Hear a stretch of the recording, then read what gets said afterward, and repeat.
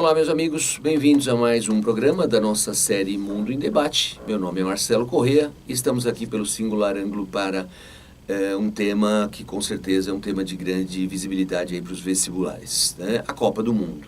E não só a Copa, né? Outros eventos, principalmente Jogos Olímpicos, você tem, né, pela maneira como esses eventos internacionais chamam a atenção, o vestibular acaba que cobra também alguma coisa. Tá? Então vamos lá.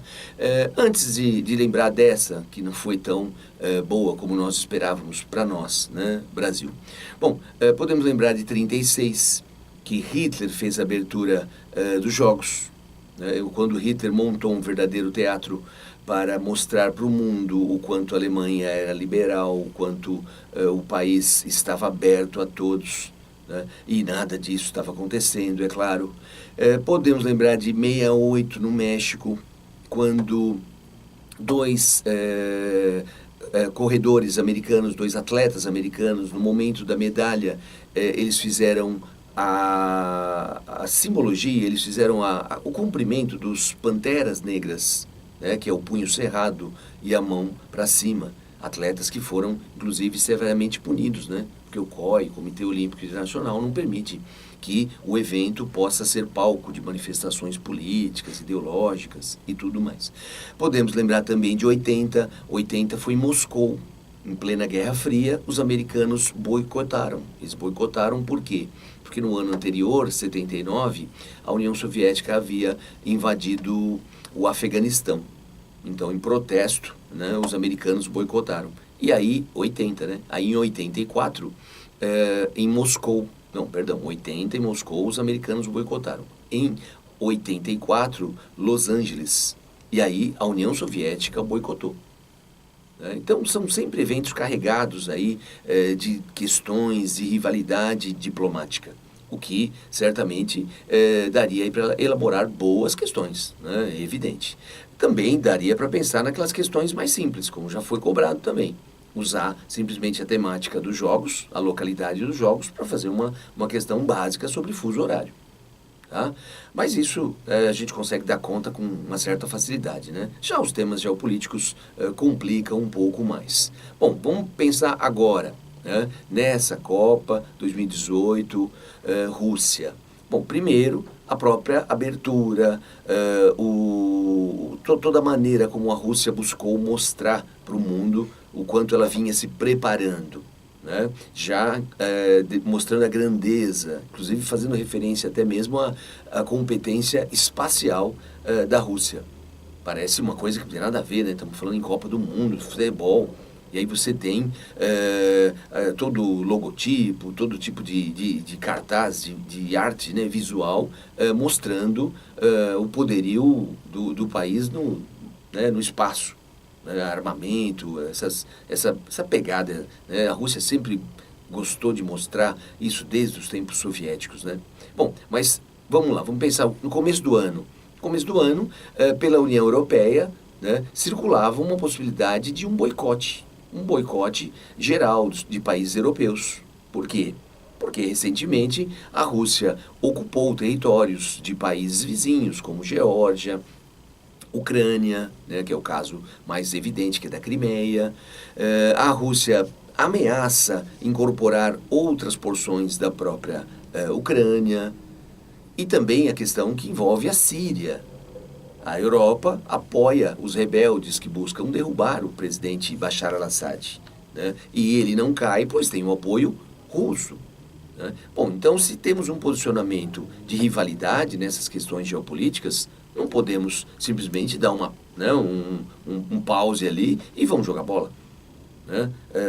Onde fica essa rivalidade toda? Né? Mas parece que a pressão das delegações, né, a grana que tudo isso movimenta, fez com que essa ideia de boicote ficasse engavetada. Né? Bom, e finalmente os jogos começam. Né? E aí tivemos, de imediato, ficou claro, né, o quanto os estrangeiros são importantes nas seleções europeias. Vamos pegar o caso da própria seleção francesa. Será que existiria uma seleção francesa, né, com a competência desta sem os estrangeiros? E quando nós analisamos os estrangeiros, as famílias, né, desses jogadores de origem estrangeira, muitos são refugiados. E esses refugiados que a extrema-direita europeia propõe, né, literalmente erguer um muro gigantesco e impedir a sua entrada, muitos deles estão ali. Né? Alguns têm uma origem como imigrante, outros como refugiados. Já trabalhamos essa distinção. Imigrante, basicamente, foi aquele que chegou em busca de uma vida melhor. O refugiado, não. Ele saiu do seu país por uma questão de sobrevivência. Né? Estão lá, hoje, naturalizados ou filhos, né? Esses jogadores são filhos, são netos daqueles que chegaram como imigrantes e como refugiados, estão lá defendendo as seleções europeias. Né? E aí, nós tivemos um caso interessante que foi também o jogo da Suíça com a Sérvia. Né? E o que aconteceu nesse jogo? Um jogador suíço que tem origem albanesa, né, local que sofreu um genocídio, né, por parte do exército da antiga Iugoslávia, que era de maioria sérvia, né?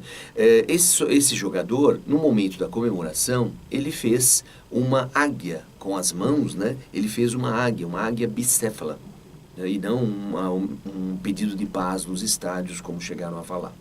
Essa águia bicéfala é o quê? É o símbolo de Kosovo. Né? Inclusive, depois, ele deixou claro, essa manifestação foi em nome do meu povo. Hoje, né, estou aqui jogando pela Suíça, sou cidadão suíço, mas não posso esquecer a minha origem albanesa, o meu povo que sofreu. 2 gols, 2 jogadores fizeram essa comemoração e foram também punidos. Né? Por quê? Porque, como eu disse, a exemplo dos atletas americanos, o COI, que está acima da FIFA, não permite esse tipo de manifestação. Né? Fica evidente o quanto esses, né, estrangeiros ou esses europeus de origem estrangeira têm um papel estratégico. Não existiria a Europa, né, que a extrema-direita tanto fala, uma Europa fechada, verdadeiramente europeia. A Europa não existiria sem essa força, essa participação que vem de fora.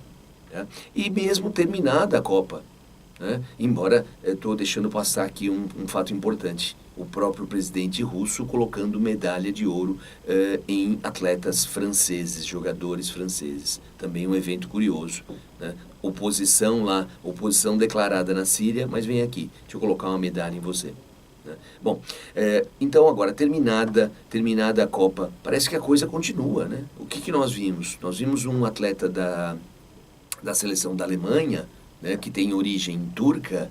Ele nasceu na Alemanha, o pai dele nasceu na Alemanha, mas o avô é turco, né, o nome dele, perdão pela pronúncia, não tenho ideia de como é a pronúncia turca, Ozil. Né? Bom, então esse jogador, e tem outros jogadores também com uma história semelhante à dele, ele anunciou que não vai mais defender a seleção alemã. Por quê? Ele não suporta o preconceito, o clima que existe na própria seleção, na própria federação, e até mesmo pela imprensa alemã. Um clima de perseguição, até mesmo de xenofobia. Né? Ele deixou claro que quando ele faz um gol, quando ele erra, tá, é sempre o jogador alemão de origem turca. Nunca esquecem a origem turca. E quando o outro jogador que tem origem, por exemplo, polonesa, faz o mesmo, ele simplesmente tem um nome. Né? Ele não é o alemão polonês. E ele é sempre o alemão de origem turca. E essa perseguição com relação à sua origem, claro que os turcos são os mais perseguidos na Alemanha de hoje, ele falou que isso é insuportável e anunciou a sua aposentadoria com relação à seleção alemã. Né? Isso dividiu a Alemanha. Você tem a ala mais progressista, mais liberal, afirmando que a renúncia dele, a aposentadoria dele com relação à seleção é a prova de que a Alemanha não consegue inserir o estrangeiro na sociedade. Né? Então, diz, essa é a ala mais à esquerda, mais liberal. Né? Então, nós precisamos reescrever aí as leis e o modo como a sociedade alemã se comporta. Precisamos dos estrangeiros e não como mão de obra, simplesmente, não uma inserção econômica e o estrangeiro vivendo num gueto, vivendo isolado. Precisamos criar meios de inserir na economia e na sociedade. E, ao mesmo tempo, a direita, os mais conservadores, a ultradireita, dizendo que, está vendo, está tudo errado. Investimos em estrangeiros, em seus filhos e seus netos, e agora o que temos? A ingratidão. Temos que fazer o quê? Erguer muros, tá? Colocar os estrangeiros para fora, impedir a entrada de novos estrangeiros e investir em alemães, para que os alemães tenham filhos e esses verdadeiros alemães criem uma Alemanha forte. Isso é o que diz a extrema-direita. O estrangeiro não valoriza, ele vem em busca só de oportunidade econômica, não valoriza a cultura, a sociedade alemã. Bom, então, o que parece ser algo, né, relativamente simples, um anúncio de uma aposentadoria, vem criando uma polêmica enorme.